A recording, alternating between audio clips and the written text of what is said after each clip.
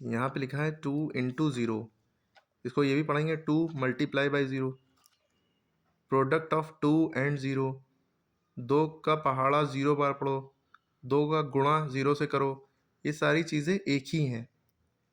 या 2 को मल्टीप्लाई 2 से करो, ये सारी चीज़ें एक ही, तीनों का मतलब सबका मतलब एक ही बात है कि इसका टेबल इतनी बार पढ़ो। तो 2 का टेबल जब हम 1 बार पढ़ते हैं तो जानते हैं 2 1 कितना होता है 2। तो जब किसी के बीच में मल्टीप्लाई लगा होता है यानी कि टेबल पढ़ना होता है, इसका टेबल इतनी बार पढ़ो या इसका टेबल इतनी बार पढ़ो। तो आपको पता होना चाहिए कि 2 से किसी 0 को मल्टीप्लाई करें या 0 से 2 मल्टीप्लाई करें। मान लीजिए 0 पहले लिखा होता, 2 बाद में लिखा होता, तो क्या आएगा? तो 0 का टेबल 2 बार पढ़ो, ठीक। तो किसी भी नंबर को 0 से मल्टीप्लाई करेंगे तो 0 ही आएगा, ये याद रखना है। किसी भी नंबर को, चाहे 2 हो, 2 लाख हो, 10 लाख हो, करोड़ हो, तो 0 वो चीज़ है कि हम तो डूबे हैं सनम, तुमको भी ले डूबेंगे, ये वो समंदर है 0, ठीक है। तो ये डूबा तो हुआ है, ये इनको भी ले डूबेगा। कोई भी नंबर इससे मल्टीप्लाई होगा तो 0 होगा, 0 ही आ जाएगा। लेकिन 2 में अगर हम प्लस करेंगे 0 तो 0 नहीं आएगा, तो यही 2 आएगा। या 2 में से 0 माइनस करेंगे तो भी 2 बचेगा।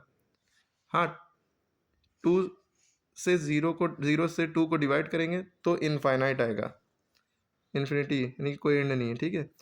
लेकिन अगर 0 किसी ऊपर नंबर के ऊपर होगा, नंबर नीचे कुछ भी हो, लाखों करोड़ों, तो भी आंसर 0 आएगा, ठीक है। 0 अगर नीचे होगा डिनोमिनेटर में तो इन्फिनिटी आएगा, ठीक है। मल्टीप्लाई होगा तो 0, ठीक है। माइनस हो, प्लस करेंगे तो वही नंबर आएगा जो नंबर प्लस कर रहे हैं, माइनस करेंगे वही नंबर बचेगा जो नंबर माइनस कर रहे हैं जिस नंबर से।